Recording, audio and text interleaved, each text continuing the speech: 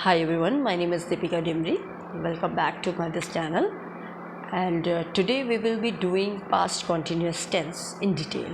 मतलब पूरा चार्ट से आप समझ जाएंगे बहुत क्लियरली कि हमें पास्ट continuous tense का प्रयोग कैसे करना है. बट आप इस वीडियो को प्लीज़ एंड तक ज़रूर देखिएगा सो दैट आपको ये क्लियर हो जाएगा. You will not skip any part.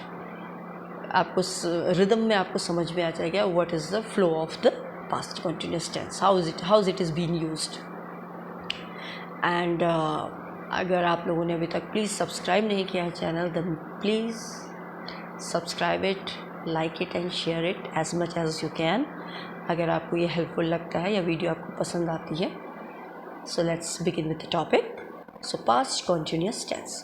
What is past continuous tense if we talk about? तो पास्ट कॉन्टीन्यूस टेंस होता क्या है? पास्ट का मतलब होता है भूतकाल. कॉन्टीन्यूस का मतलब होता है कोई चीज़ लगातार, कार्य लगातार चल रहा हो. लेकिन पास्ट में मतलब भूतकाल में कोई कार्य लगातार चल रहा था, उसको हम बोलेंगे पास्ट कॉन्टीन्यूस टेंस. अब हमने कोई भी टेंस पढ़ा अभी till today we have studied present and of course simple past tense.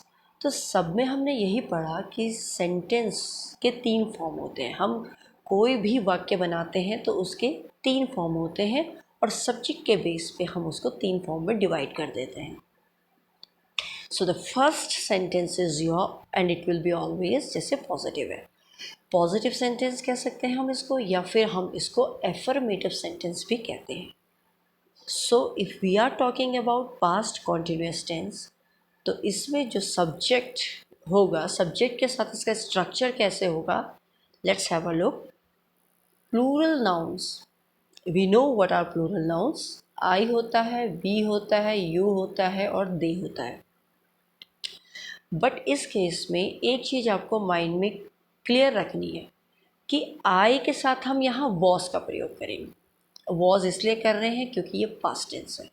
तो ये चीज़ थोड़ा सा आपको माइंड में सेट करनी है. Being a plural noun, subject का, we use was here. The rest you, we, they, इसके साथ हम वेयर का प्रयोग करते हैं. जैसे स्ट्रक्चर देखें तो पहले सब्जेक्ट आ जाता है आपका, फिर आपका वेयर आ जाता है in case of you, we, there, they. But if it is I then you will use was. और वर्ब की ing फॉर्म लगाते हैं. As I have taught you in the previous video some forms of verbs. We will do more. I will be giving you more videos on verbs forms. So this is the way how we will frame the structure of it and we can frame the sentence. Let's have a look how. तो sentence अगर हम बनाते हैं, I was reading this book. I was लग गया. Reading this book मतलब मैं ये किताब पढ़ रहा था. Reading, it is ing form, again verb की. Next, you were busy in talking, आप बात करने में व्यस्त थे. तो आप यू है तो वेयर लग गया. I hope plural subject is clear to you. The structure is also clear. Now moving on to the singular nouns. अगर अब हम सिंगुलर नाउन्स की बात करें तो हमें पता है सिंगुलर नाउन में ही आएगा, शी आएगा, इट आएगा and it can be the name of any person, place और अ थिंग. इसका जो स्ट्रक्चर बनेगा वो इस तरीके से बनेगा. पहले आपका सब्जेक्ट आएगा, फिर आपका इसके साथ वॉज लगेगा जैसे हम आई के साथ कर रहे थे, और वर्ब की ing फॉर्म लगेगी. Let's have a look how. Example से समझते हैं. She was cooking the food, कुछ भी बोल सकते हैं आप, ऑब्जेक्ट लगा सकते हैं, या हमने सीधा बोल दिया शी वॉज कुकिंग, वह खाना पका रही थी. तो वॉज लग गया, सब्जेक्ट शी लग गया and then cooking is the verb ing form. I hope the positive sentence is clear to you. Now moving on to the negative sentence. अगर हम negative sentence की बात करें, इन कोई भी negative sentence हो, हमने पहले भी पढ़ा है, वो वाक्य या वो sentence जहाँ no, not का प्रयोग होता है या never का प्रयोग होता है, नहीं जहाँ भी आ रहा है, that is your negative sentence.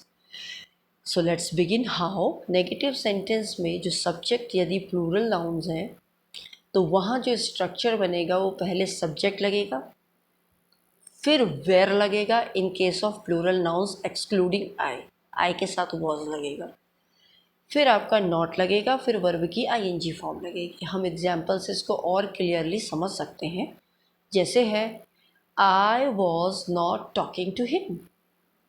I was not talking to him, मैं उससे बात नहीं कर रहा था या मैं उससे बात नहीं कर रही थी, वॉज लग गया क्योंकि आई है।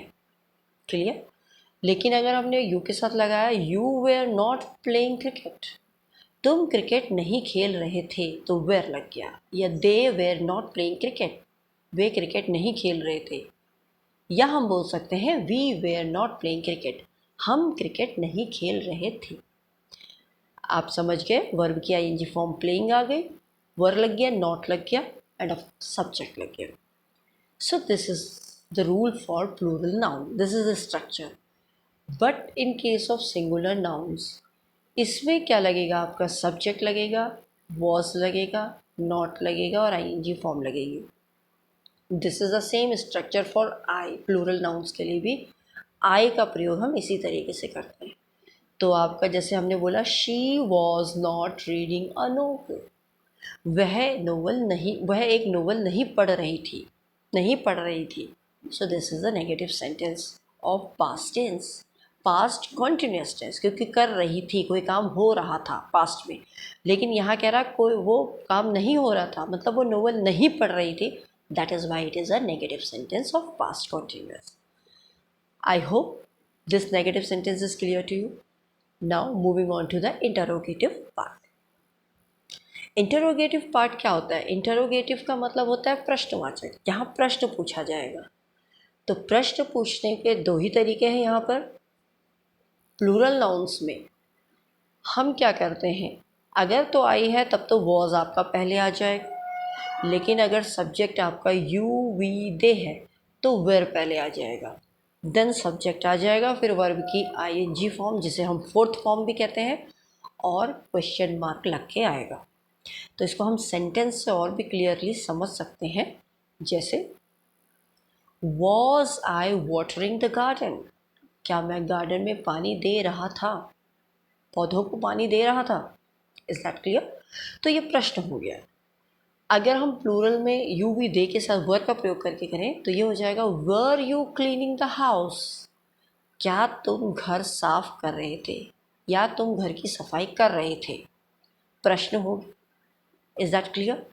Now moving on to the singular part. Singular nouns में वॉस पहले लगेगा, जैसे हम आई के साथ लगाते हैं, सब्जेक्ट लगेगा, वर्ब की फोर्थ फॉर्म कह लो या फिर आप कह लो वर्ब की आईएनजी फॉर्म लगेगी, and of course question mark लगेगा। इसको अगर हम और क्लियरली समझ सकते हैं यदि हम इसको एग्जाम्पल से समझें। The example is what, was he wondering in the park, क्या वह पार्क में घूम रहा था या टहल रहा था। Is that clear?